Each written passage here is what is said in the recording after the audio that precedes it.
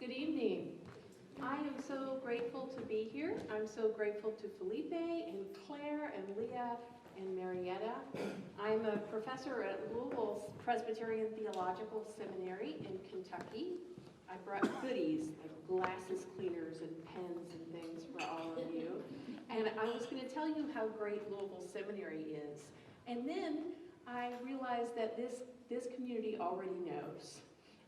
This church has been a supporter of Louisville Presbyterian Seminary for 30 years. And I spent the morning in Laws Lodge in Kentucky and then walked into the Laws room here.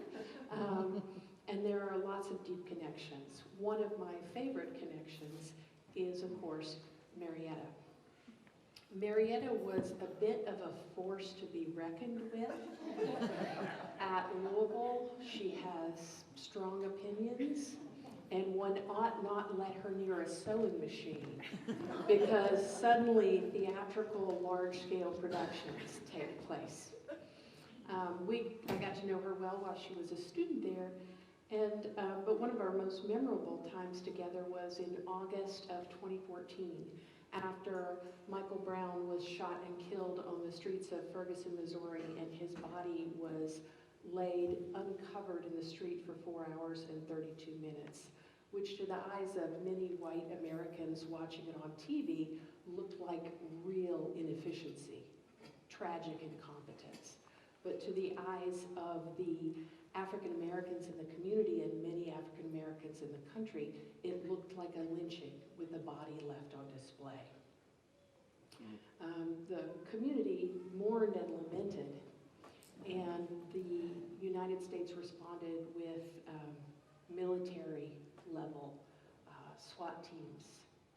And the young protesters were being brutalized on the streets every night. And they put out a call for clergy of any stripe, any faith, to come in your gear and walk with the protesters, because maybe the police wouldn't hurt them if they see a priest or a pastor or an imam or a rabbi right there. Now, I had just been ordained, and I am by nature a complete coward.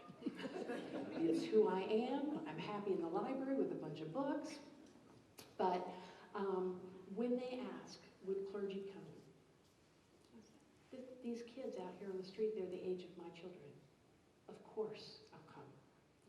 And I sent a message on Facebook, any LPTS alums want to go? And Marietta said, I'm there. And we went and marched on the streets with those protesters. And while there's a lot of stuff said about millennials, I have to say I am grateful to be in a time such as this, when we could see generations of prophets arise in our midst. And Marietta is one of those prophets, and I'm incredibly grateful for her work in Ferguson, in Indiana, in Palestine. Thank you so much for inviting me. I get a huge amount of energy when the world seems crazy and on fire from the people who will show up at a church because they want to learn more. It gives me hope in humanity. It really does. So today, I'm going to talk about some history. I'm going to give a brief and slapdash history lesson as a way for us to get started talking. And I'm going to ask you, first of all, to talk with your table mates for just a minute about some of your personal history. So just want you to go around the table, tell each other your names, and then I want you to tell each other where you're from. I'm from Putnam County, West Virginia. You may or may not be able to hear that in my voice anymore. And then I want you to say where your people are from. So my people are from most places in Europe that had a major tragedy, where the coal mines looked like a good idea, right? Looked like upward mobility. So I've got a lot of Irish folks and some English folks. So I just want to ask you to talk to each other about where you're from and where your people are from, if you know. I'm going to ask a different question that's a little more complicated for some of us. We know to some degree where we're from, and some of us know in various degrees where our people are from. But here in the United States, we are also taught what race we belong to. And so I want you to think about what race you belong to, state it openly, own it, and then I want you to think about the first time you knew that was your race. I am white. I have only one lip and a West Virginia accent. It's pretty clear I'm white. And I didn't know that for a really long time because the world I lived in was white. And so for me, one of the first times I really knew I was white was when I became good friends with a young black woman, and we sat and talked about what difference did it mean that she was black and I was white. And I said to her, well, your hair looks like a sea anemone. And she said to me, well, you've only got one lip. Now, we're still friends years and years later, and our understanding of racial consciousness has changed quite a bit. But I tell you, when I had my son Elias and my friend came to visit, she held this newborn baby and said, oh, I can tell he's yours. He only has one lip. But for me, I was 16 when we became friends. And so I made it through 16 years of life not thinking that I had any race at all, just thinking this is what people are. So I want you to think about whatever time it was in your life when you first started to be aware of your racial identity. I want to say a couple of things about the little exercise we just did. The first thing that we talked about, where your people are from, that's your ethnicity. And we are all ethnic. We all have an ethnicity. There are a lot of African Americans who don't know where their people are from because their ancestors were stolen, and they can't know which part of Africa, which is an enormous continent, where their folks are from. So it's a kind of privilege for me to be able to say, I know, these are the people, these are the places. The second thing we talked about is race. There is also privilege in the fact that I didn't know I was white until I was 16. And that's because whiteness is so dominant in the United States that it's almost invisible to those of us who have that privilege. And I don't know any people of color in the United States who didn't know their race long before then. You are taught by our structures and by families and by a million ways, this is your race, because it's not invisible to be black or brown in our culture. So we're going to talk more about ethnicity and race. I'm a theologian, and that means, and I'm a Presbyterian theologian, which means the very first thing we talk about is grace. The idea is that we always start at the very beginning, and the very beginning is God's creative love. So God gives us existence and an identity. That identity is that God tells us that we are to love God and neighbor.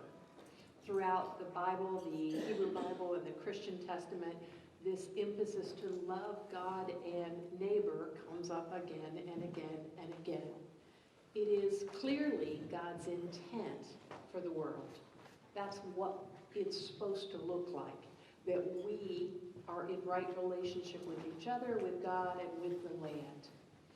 It's an invitation. God asks us and invites us to be in on this. How exciting. Can you imagine if Frida Kahlo says, here, I'm painting something, you come and make a stroke? What would be better than being invited into that kind of incredible creativity and love. But it's also a command. God's not playing on this one. It is God's intent that we love God and neighbor, and God promises to establish right relationship between humanity and God and the earth we live in. And I just want to say that. Everybody here knows that already. I just want to say that's the baseline. That's what underlies everything else that we talk about. That's who we are as people who are called to love God and neighbor. Who we are as people who are headed to that place. Who we are as people who will one day love God and neighbor. Okay, now back to race and ethnicity. I'm going to tell you a few things that many of you know, and just bear with me in case there's 5 people in the room who haven't heard this.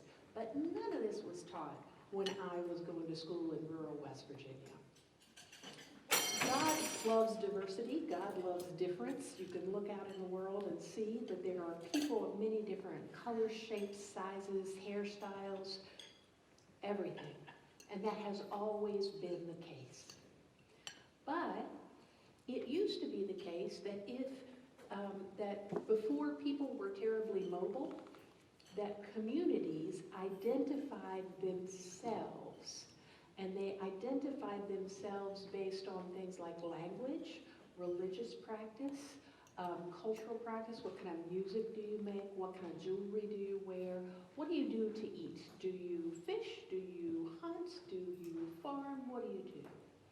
And communities all over the world named themselves in these ways. You can think of this in terms of Native Americans. They're Sioux and Pueblo Indians and Arapaho and a bunch more, the Cherokee, a bunch more that I can't think of. And they all saw themselves as different people. Then, around 1500, you have colonialism. And this is the time when in the Western world, we made up the idea of race. I grew up thinking that people just came in races. I was white, someone else was black, someone else was Hispanic. They just came that way. And these were the words we used to acknowledge a reality that was given. It's not true. We made them up. People have always come in different communities, but it wasn't until around the 1500s when you had groups of European colonizers. I grew up learning about them as explorers who got on boats. And they went farther and faster than people had gotten for it. This is them on the boats. Europeans on the boats, and they arrive in Africa. Now, Africa is a really big place. It's got hundreds of different kinds of people in it. Different cultures, different languages, different religions. It has the tallest people in the world and the shortest people in the world. It's got people with light skin, it's got people with dark skin, it's got people with black eyes, it's got people with brown eyes and people with blue eyes. But these colonizers, they went to Africa for a purpose. And they showed up and they said, all of these people, we're not going to listen to how they name their own self. We are going to tell them, you are black. It was an outside name that disregarded all the differences that were there. And the reason that naming happened was to justify, to make sense of the exploitation and kidnapping and enslavement of peoples of Africa. Same way, you got these white people on the boat.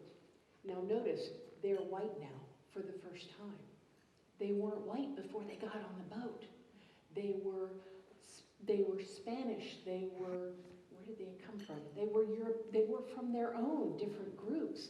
And it was only when they started leaving those home communities and going halfway around the world that they said, all these different people on this continent, we will name them from the outside and we will name them brown.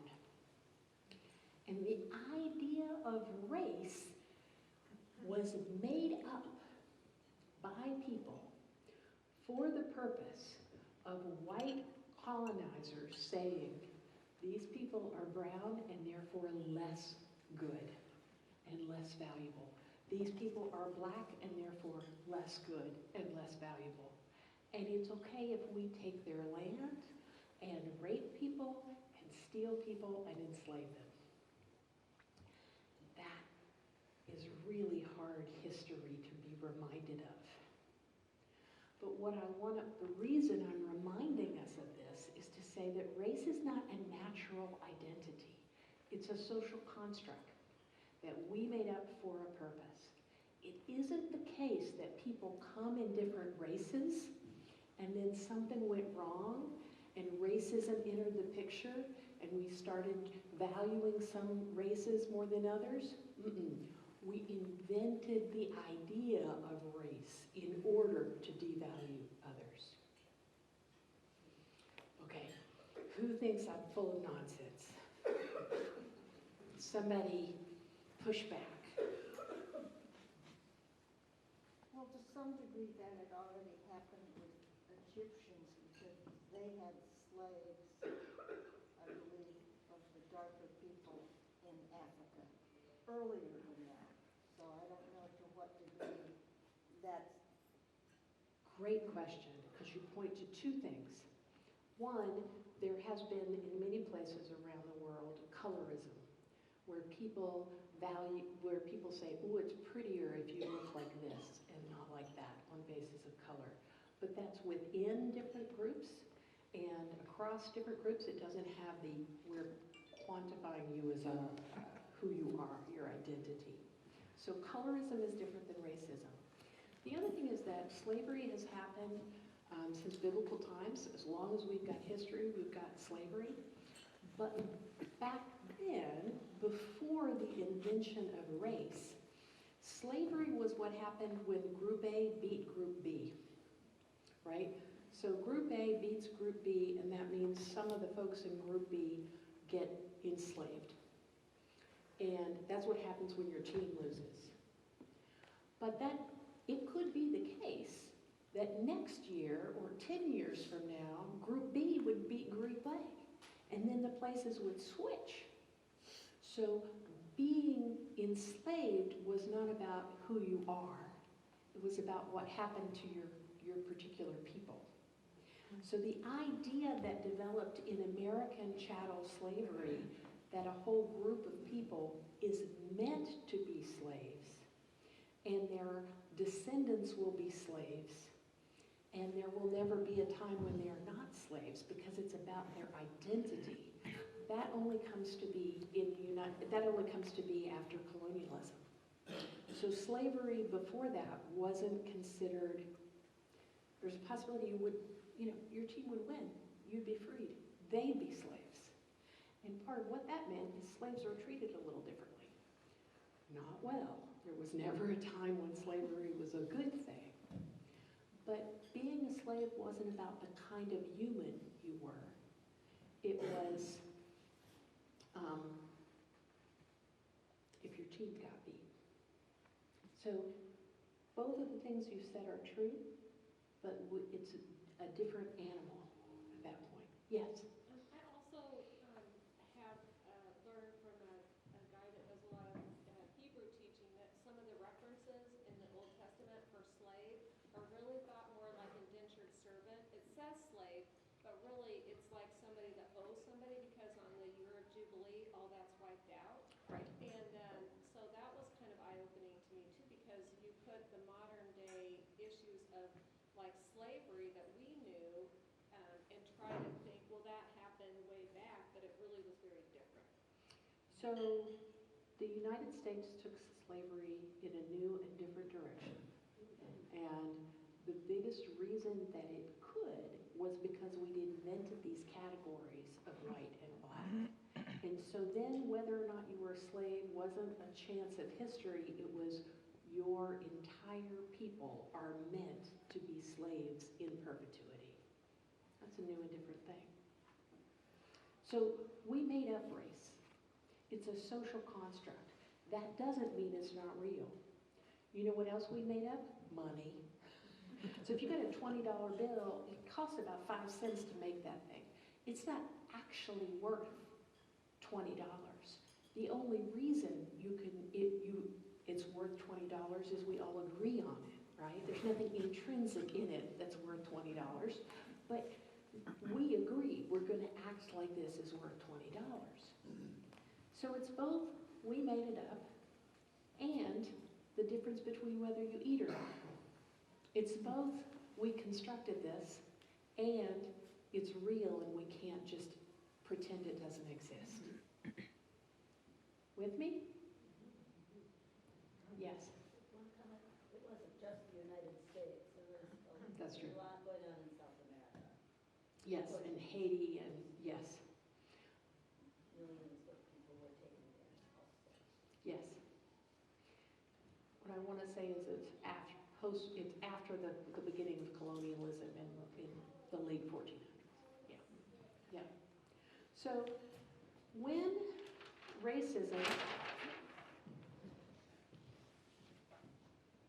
never mind. No, that's okay.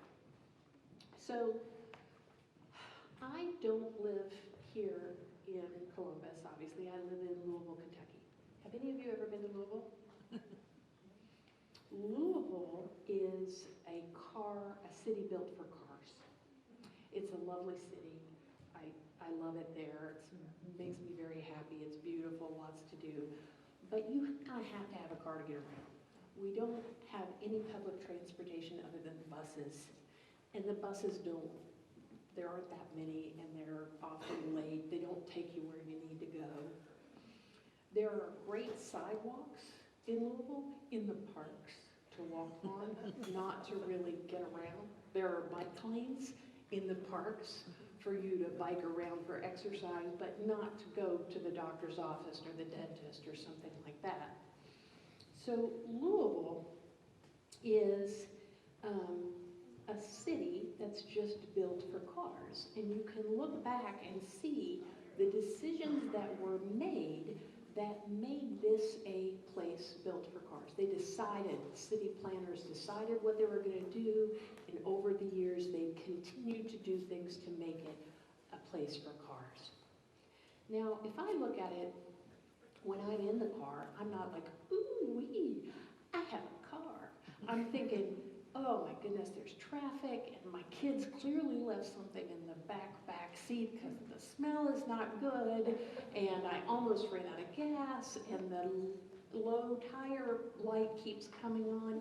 So I don't think, ooh, how great it is that I have a car.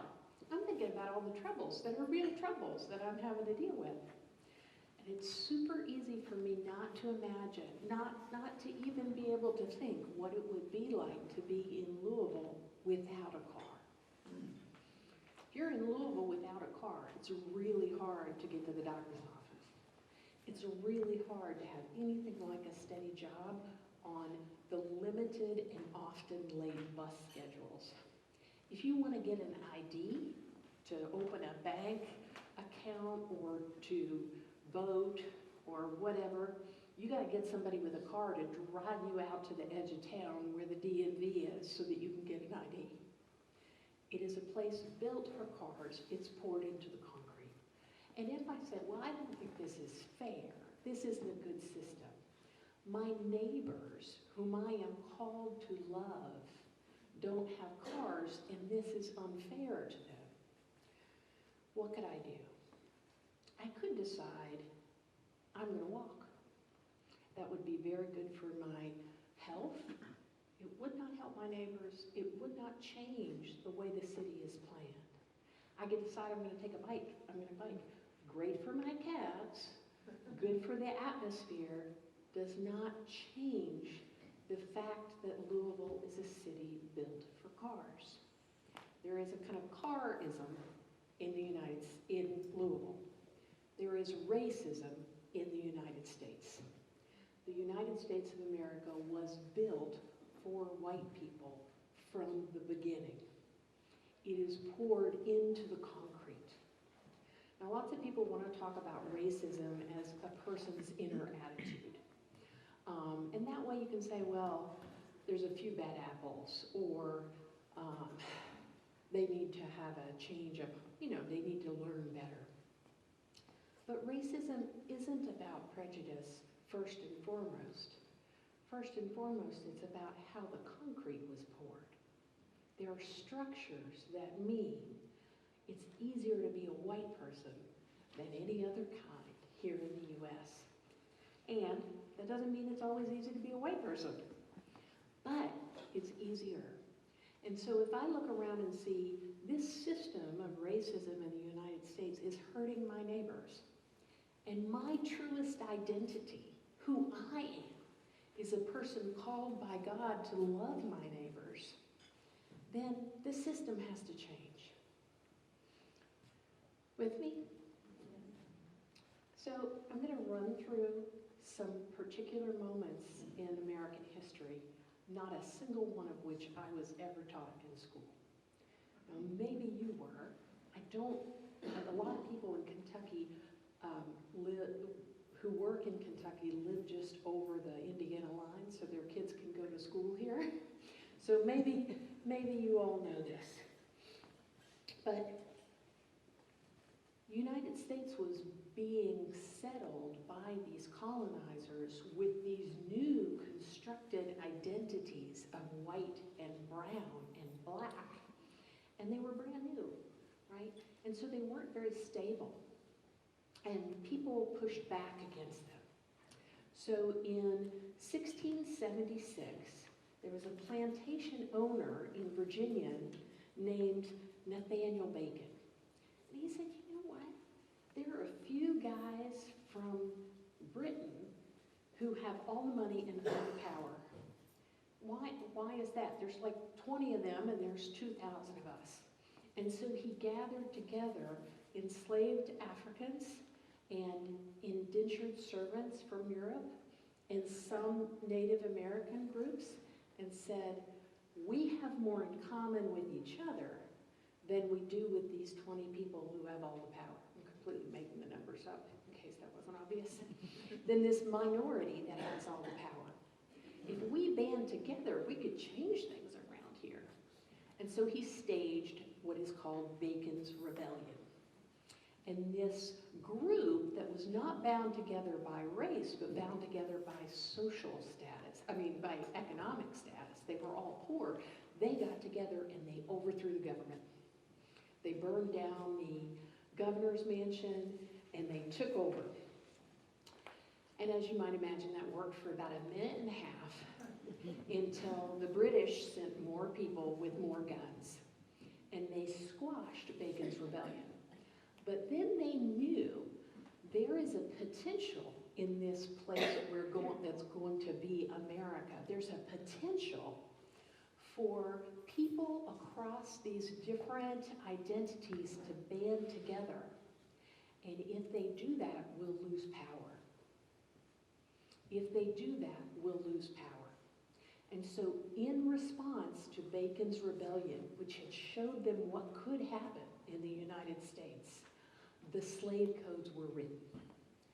They were written from 1680 to 1682, and it was the first time that the words black and white were written into law. It was a means of social control.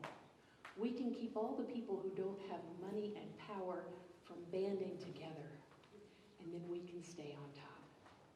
Now, any of you remember the election of 2016? You remember what we were told, who we were supposed to be afraid of?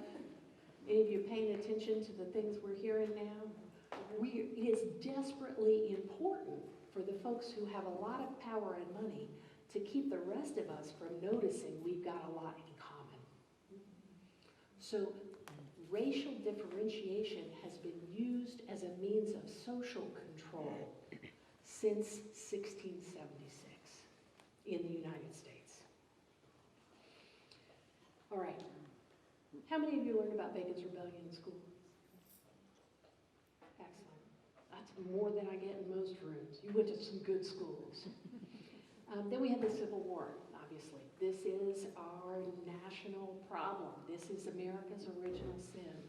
What I didn't learn about in school is that right after the Civil War, there was a brief period called Reconstruction, where the United States government said, we're actually going to open up opportunity and possibility for Black Americans. And we're going to do that with the power of U.S. troops and freedmen's bureaus in the South. And you know what? It worked. All kinds of cool things happened.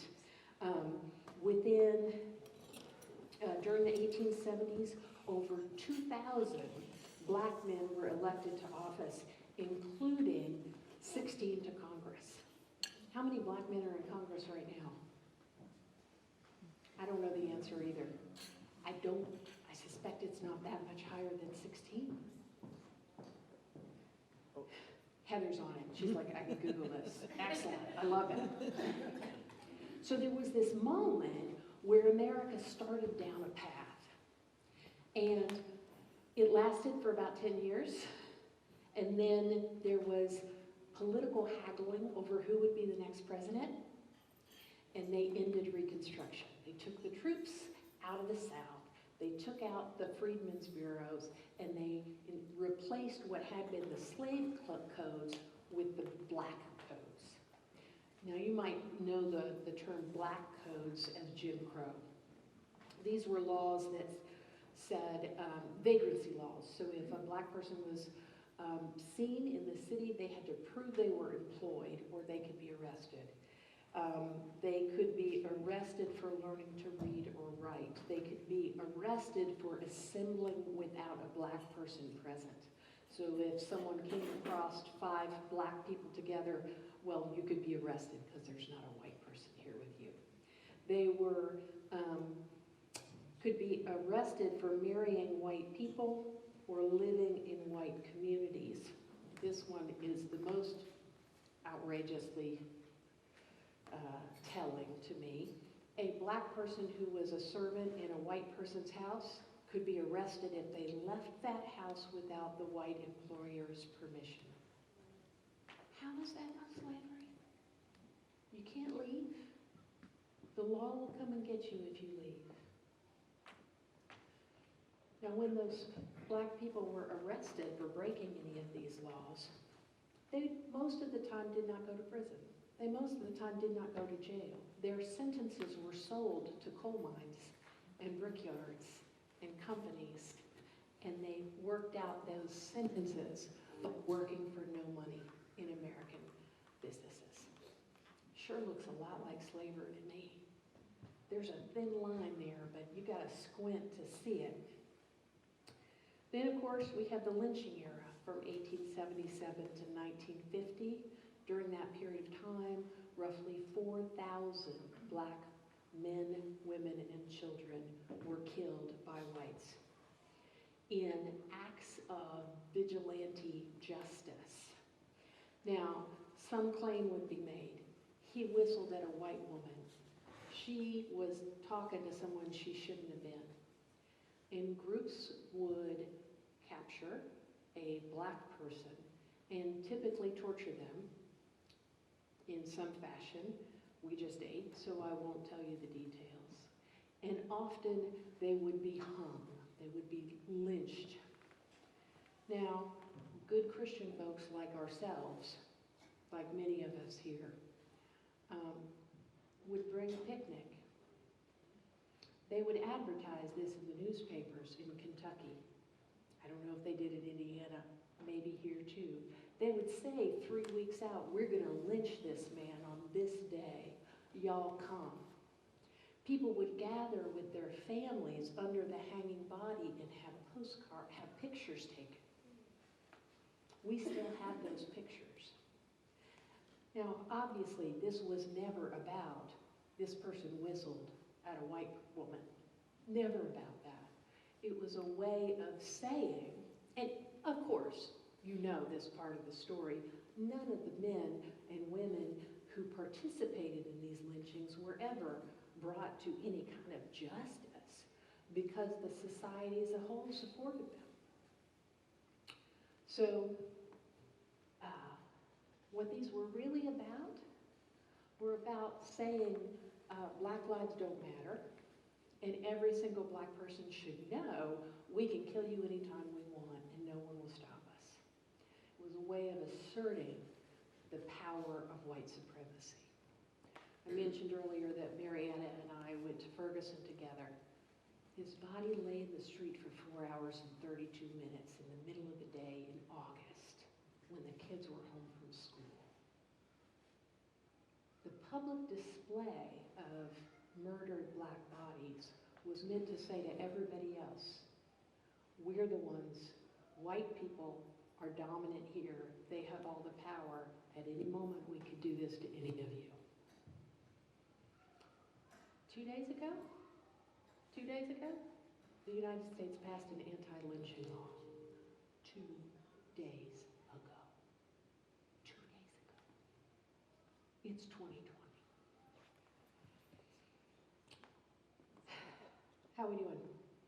Wishing you hadn't come back to church? I know it's not easy. But we have to know that this is how the concrete is poured. So this social construct, this made-up idea that I'm white and you're black. Actually, are you black? I'm assuming. You're black and you're white. I know Marietta's white. We made this shit up.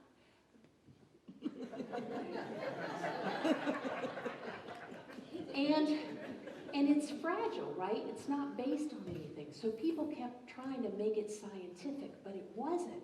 And so the courts got involved because people would litigate and say, I'm a white person. And then they'd have to decide, are you white? Are you black? And I'm using white and black instead of talking about other racial groups because at this point in history, people were were forced to be in one of those two categories. So in 1920, up until 1923, the U.S. courts were still ruling on who is and who is not white. And in 1924, the Racial Integrity Act was passed, which you might know as the one-drop rule. And that says if you have 1 drop of black blood, you are black. Now, 1 drop of white blood will not make you white, but 1 drop of black blood will make you black. That is the most nonsensical, illogical, unscientific thing on the planet. And when the rule was passed, everybody in the country had to declare, I am white or I am black. So all the people who didn't fit in that, like all the Native Americans, their identity just gets further erased. Okay, so all this, I'm running through history. Can you tell I'm moving really fast? So now I'm gonna get to the New Deal. Because you have the Great Depression, really sucks. We gotta try and make this better. Everybody who's left of center in the United States these days likes to talk about the New Deal. It was the great social program of success. It was actually a package of things that legislation that was passed in the 1930s to try and get the country economically back on track. One of the most important pieces of that was the Federal Housing Association was created. Now before then, if you wanted to buy a house before the 1930s, here in the United States, you had to have about 50% of the cost of the house as your down payment. And then you had 5 years to pay off the rest of it. So what that means was you basically had to have all the money ahead of time. And home ownership was limited to a very few people. Well, home buying was limited to few people. So many people lost their houses in the Great Depression. So many people were out of a place to stay that the government stepped in and said, we're going to have this really fabulous new system where the government will back your home mortgage. And you can put down 20% and you can pay it off over 30 years. And no bank on the planet would give you that much leeway unless the government backs it. And so that's how the 30-year mortgage was born. But they said, just because we're the government, we're not fools. We're going to send someone into every neighborhood to decide these are the places where that's a good bet. And this neighborhood is not a good bet. And so they sent people into every place across America, and they took out the maps and they drew a red line. And they would back the mortgages in the white neighborhoods, and they wouldn't in the black neighborhoods. In Louisville, Kentucky, redlining stopped a long time ago, and you can walk down the street and see where it was. We are still in that situation. The 30-year mortgage, the FHA, has been the largest wealth building program by the American government ever at any point in time. All for what? $120 billion in mortgages were backed by the government as part of the New Deal. 98% of those went to white people. Now, that changed a while ago, right? But you can see how things like that don't peter out. They kind of snowball. Because if you've got one generation that's able to get a home mortgage, the vast majority of new home buyers in the United States are able to put down a down payment because their parents help them out with that down payment. And so Mary and Joe have 3 kids, and they all get a little help with that down payment. But, give me 2 more names. Sarah and Abe, they don't get that first mortgage, and so their 3 children don't get that first mortgage, and their 9 children don't get that first mortgage, and it goes on and on for generations. So the United States has an enormous wealth gap between black people and white people that has its roots in this moment of do-gooders trying hard to make the world a better place. But they poured it in the concrete. This is how the concrete is poured. How many people in this room do you know if your families were helped out at some point by an FHA loan?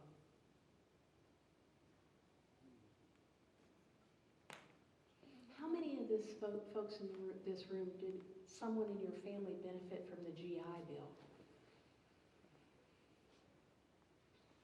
So after World War I, the GI Bill was a fabulous way to help veterans who came home with lots of benefits, including help getting a college education. Now, by 1944, the government didn't write, you have to be white to get this benefit. But what they did do is say that it could be administered by local offices, and no one was checking to see if it was administered to white people, brown people, black people. And so many historians argue that the GI Bill was even more racially distinct and cruel than redlining and FHA loans. How many of you remember the war on drugs? There we go. So in 1971, Richard Nixon declared that drugs were public enemy number 1. This is a little closer. So we have actual testimony by, I'm going to read this to you, John Ehrlichman, who was a member of the Nixon administration, who was convicted of conspiracy after Watergate. After he had served part of his time, he said this: "The Nixon campaign in 1968 and the Nixon White House after that had 2 enemies, the anti-war left and black people. You understand what I'm saying? We knew we couldn't make it illegal to be either against war or black. But by getting the public to associate the hippies with marijuana and blacks with heroin, and then criminalizing both heavily, we would disrupt these communities. We could arrest their leaders, raid their homes, break up their meetings, and vilify them night after night on the evening news. Did we know we were lying the whole time about the drugs?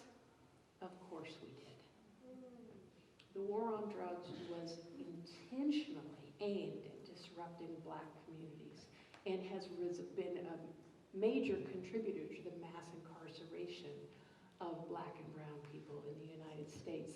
At its height, in the very beginnings of the 21st century, there were more African Americans in confinement working, doing unpaid labor in the American prison system than there ever had been in slavery.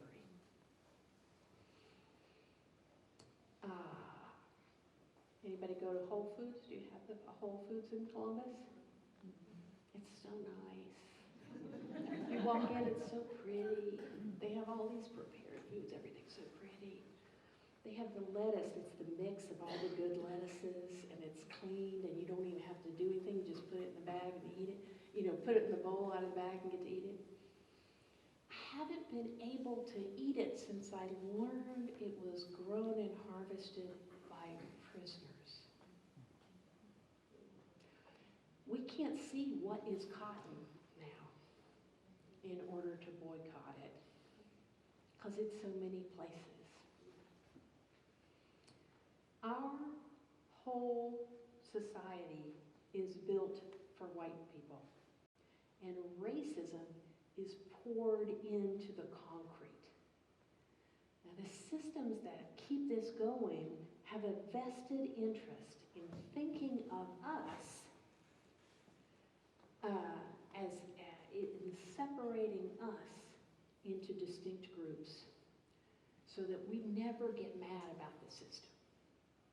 And one of the ways they encourage us to do that is to think of racism as one person's internal attitude. And so as long as we think of a racist person, we don't think of the racist systems.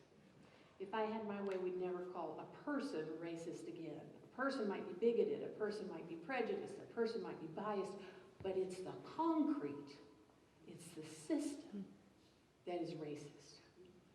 And if I somehow manage to cleanse my heart and soul of all the prejudice and bigotry that I've imbibed as a white person in America, it's like me taking a bike in Louisville. It might be good for my health, but it doesn't do anything to help the city or to help my neighbors. And racism doesn't just hurt my neighbors, because as long as I'm living in this system, I am not doing the one thing God calls me to do. Are we depressed yet? Okay, I'm sorry. I hate it too. I hate it so much. I do want to tell you that I think white guilt is the work of the devil. I didn't make these systems. You didn't make these systems. We're not evil Machiavellian people sitting there twirling our mustaches and deciding, oh, how can I benefit from white privilege today? I don't feel guilty. But I know that this is not what we are called to be. And one of the first things we have to do is see it for what it is. So, I want to hear from you. What have I said anything today, this evening, that you didn't know beforehand? Any of this history that's new to you?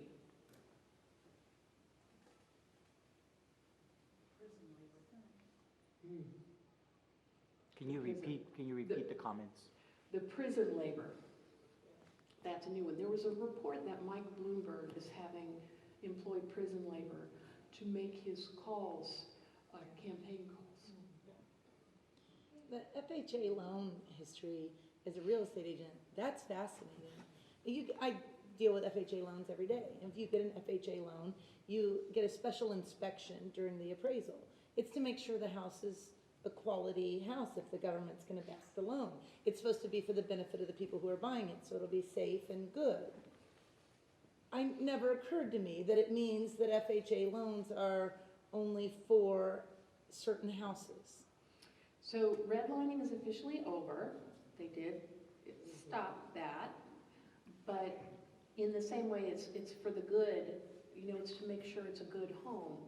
The real estate agents working before then were to make sure it's a good neighborhood. Yeah, I can see that. I can just see how that's not a big leap from what we do now. I mean, not that I think that it's still redlining, but that's fascinating to me, that history. Yeah. So the, Disturbing, really. Fascinating is the wrong word, I guess. so forgive me, I'm gonna make it worse. So these things go together, right? So if you have areas where people are more densely populated, where people aren't living in spread out homes, but in apartment buildings, then you got a lot of things that go with that. One of the things that goes with that up through the 1970s was lead. Lead in the air, because those were more urban areas, had more lead pollution from cars and gas. We still have issues of lead with apartment buildings because in general, rental properties are not kept up the same way. And you have a huge issue once you add the war on drugs to that. Please, Jesus, may my kids not get into drugs. But if one of my kids had a bag of marijuana in the backyard of my big old lawn that's got a fence around it and is kind of on the edge of things, no one's going to know, except for me, and then he'll have to go cut a switch, let's be clear. But police officers go to, but if you live in apartment buildings and rental housing, you conduct more of your life outside, and police officers patrol heavily populated areas more often. And so before the opioid epidemic, and this might have changed this statistic about drug use, so forgive me. Before the opioid epidemic, blacks and whites in America used illegal drugs in equal numbers. And blacks were much more likely to be arrested, much more likely to be convicted, and much more likely to do longer time in jail. And one of the reasons they do longer time in jail is if you live in an apartment building, you're probably in a more densely populated area, you're probably closer to a school zone. You see those signs that say school zone, drug-free school zone? If you get pulled over, if you get stopped for drugs in a drug-free school zone, which means in a more densely populated place, they increase the number of charges against you. So there are all these ways that we're structured to, all these things come together. So the history of the FHA doesn't peter out. It continues in lead poisoning. It continues in mass incarceration through the war on drugs. Sorry. I told you about grace at the beginning. We're going to have to talk about grace some more. Anything else that was new or surprising? Anything you just don't think is true?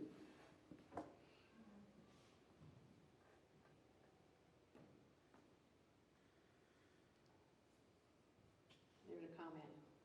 The analogy of poured into the concrete is incredibly potent. Yeah. I never thought of that. I stole it, just so you know. I stole it from a friend named Chris Dussault, who took it from a man whose name is escaping me, who was writing about sexism and talking about things being male dominant. But when I heard it, it's like, yeah, it's baked in, it's everywhere, and it's not just our attitudes. And people who think of ourselves as white, we can't just snap our fingers and be out of it either.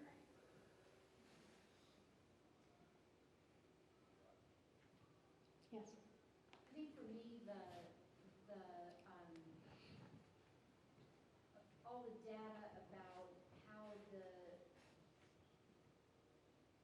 oppression kept happening is helpful because, you see stuff on Facebook or you have random conversations with people and they're like, well, poor white folks pulled themselves up, why can't, whatever, those kinds of things. To be able to say, here are the systemic things that have continued to deny people access, that's really helpful. My husband, when he was young and stupid as a teenager in small town West Virginia, was chased by the cops once, and he just drove, and he got away. And if he had been caught, they would have sent him home to his mama, right? First time I was pulled over by the police officer, it was in the raging metropolis of Poca, West Virginia, has one stoplight. And I got pulled over, and the police officer comes up to my side of the window, and he looks at me. Before he asks for my license, he doesn't have anything, he says, "Oh, you must be Joanna's girl." Because in the town in West Virginia that I'm from, you got 3 generations on this space. They can look at me and know exactly who I am. Well, I didn't have the sticker on the back, your registration, so he took it for me and went to the back of the car and put it on. That's not what police interactions look like for black and brown people in this country. And 20 years from now, when someone else is giving this lecture, and please Jesus, may it not be needed, they're going to talk about the immigration policies happening today. That's the next part of this, because for years people said 2020 was the time when America would be a minority white nation. Now that was nonsense to begin with, because that assumes that there was white and everybody else, and that African Americans and Latinos and Hispanics and people from different parts of Asia are all one group. But there have been serious public policies put into place to delay that, to make that not happen. And we're seeing that unfold before us. Okay. Yes? It's just a comment, but I'm sitting here trying not to be angry. Okay? And that's the work that, as an African American, black, or whatever you want to label it, that's the work that I have to do. Because, like you said, it's poured into the concrete. And I'm sitting here and I can put my grandfather in one of those categories, or my grandmother in one of those categories. And I'm just pissed off, but I'm trying to show some grace. So, okay. But isn't your anger part of that grace? Isn't your anger a way of saying, you know what, my grandfather actually was a human being with dignity, and what is happening here is against God's intention for us? Yeah. He was born in 1898 in North Carolina. Oh. And so I just, everything you were saying, I was like, oh my God. Right? I think we probably should be pretty angry about this. Those of us who suffer from it most directly, you get first in line to be angry. But I also think that the rest of us should be angry, because we're in a system that's preventing us from being who God explicitly tells us to be. That's right. I'm kind of mad about that too. Well, and the discourse is so difficult, because the discourse today, there's so many people who will not listen to what you're saying. They don't want to listen to it. They're not going to have, I have many people in my family that probably, they might be interested in hearing this, but it's just hard for them to imagine that what you're saying is real. And so I think that is where I get angry. It just feels hopeless. It just feels hopeless if I weren't a believer that God can do all things, and that His purpose is higher than mine. But it is. It's exhausting. And we're white. Right. Imagine how exhausting it is for people of color. Exactly. And by the way, we all have those relatives. And part of it, I have relatives that I just love and adore, and they always think of things as one-on-one interaction. And the capacity to kind of have a 50,000 foot view where you can say, oh, this is a whole system, or that's a whole system, they don't do that very well. And so they want to think of everything as an individual interaction or an individual person. And that's another thing that prevents us from knowing our own history and changing our own future. Yes? 50,000 foot view, individual interaction. Can you take that and talk about reparations and change? Yes. Because here's, when you think about reparations from my standpoint, as white there's nothing good there. Not really. You think about it from perspective of a brown person, especially because just like us, that's the kind of, that's what they expect. They don't see the 50,000-foot view either. Yes. Reparations aren't good for them either. So how do you begin Oh, what a great question. to make this system change in such a way that you don't make it worse than it is? That's such a great question. So keep in mind that thinking of these things in individual interactions, or imagining that racism is an individual with a bad attitude, that kind of individualism, that keeps racism going, and it's part of what created it, right? The folks after Bacon's Rebellion were like, we have to keep them separate. The redliners were, we have to keep them separate. Racism works by keeping us separate. Now, I would suggest that you go and read what the Black Panther Party demanded by way of reparations in the 1960s, because it is ridiculously reasonable. And you look and say, oh my goodness, I wish we had done this. No, seriously, they're like, I was laughing because they were like so. I know, and you'd expect it to be, we're gonna take money out of the bank of all these white people, we're gonna take away their retirement savings and give lump sums of cash to people of color, and they didn't. They were like, we're gonna invest in Black-owned businesses and libraries. It was stuff that if we had done that in the 1960s, we would have such a better world now. So it is, we have to think creatively. The people who are saying reconciliation, like we're all supposed to get along now and imagine this history didn't exist and that the concrete doesn't matter, that's nonsense. That's nonsense. It is the official policy part of the Presbyterian Church, right? We've been talking about reconciliation for a long time. We've done better. But we can't reconcile until we've fixed the concrete. Reparation means to repair. We need to fix the concrete. Now, what does that look like? Boy, there's a lot of room there for creativity. There's a lot of room. Maybe it looks like investing in libraries in Black neighborhoods. Maybe it looks like, I don't know what. Who are the equivalent of the Black Panthers? Let's let them have a go at it, because what they came up with a long time ago was really good.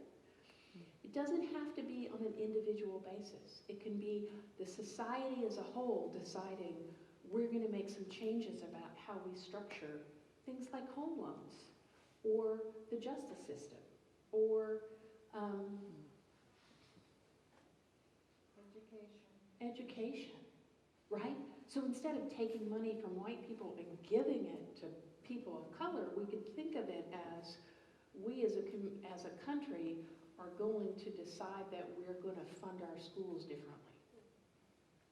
We're going to train our teachers differently. We're going to train our teachers differently. There are all kinds of ways to do this. So you guys have been so great. When I ask you at the beginning to talk about when you first learned that you were of a particular race, I did not expect you to do it. You totally messed up my lecture, because in every other place where I've talked about this, people don't do it. Particularly white people won't do it, because it's so uncomfortable to think about. I have been trained to be a particular race, and it's a race that has been trained, that has been dominant in this country, and I've been trained into that. So normally, if I ask people to talk about when you realized you were white, they'll start talking about racism is so bad, and this is how we should fix it. You guys didn't do that, and that's awesome, because the last thing we need is a group of white Presbyterians trying to figure out how to fix racism. That is the last thing we need. We do not need any white Presbyterians to come up with any new programs for social justice. Ever. Can I be more clear on that? What we need to do is to think back to Nathaniel Bacon. who might have been a horrible guy for all I know, but to say, you know what, we have more in common than the billionaires or the folks who are running multinational corporations. We have more in common, and our interests matter more. And so for white people, part of the challenge is to be able to both recognize I'm white and say it without blushing, right? Like when my kids were little, one of the things that they told us to do in the early 2000s was one of the ways you prevent sexual assault of your children is to teach them the correct body parts for their genitalia, right? It was all I could do to say the word vagina to my daughter in the bath. I'm like, and I had to get over the clutching of my pearls and name it. And we have to get over the clutching of our communal pearls and be able to talk about race and to own up that we are in this system and it's messed up, and our families won't like it. And some of the friends that we are surprised by won't like it. But this isn't optional, because we are called by God to love our neighbor. And it means we need, instead of creating our new white, this is how we're going to fix racism, we need to show up in the communities that are already doing the work. And instead of saying, these are my gifts, I can talk about history and philosophy, how can I teach in your setting? I need to show up and say, what do you need me to do? I can make a good sandwich. I can sweep the floors. My typing is not bad, but I'm really good at filling out forms. What do you need me to do? What we need to stop allowing ourselves to be segregated and start conspiring together. I love the word conspiring because it sounds dangerous. And as a Presbyterian professor, there's very little in my life that really has that element of danger to it. But it does mean you're trying to do something that you're not supposed to do. And we're not supposed to upset this system of racism that we're all in. We're not supposed to. And conspiring also theologically, the word means breathing, spiration, like the Holy Spirit, con together. We need to breathe together. We need to be in the same room, have our bodies in the same room with people who are from different walks of life, racial categories, ethnic groups, and in that space where our breath mingles, to ask, what can we create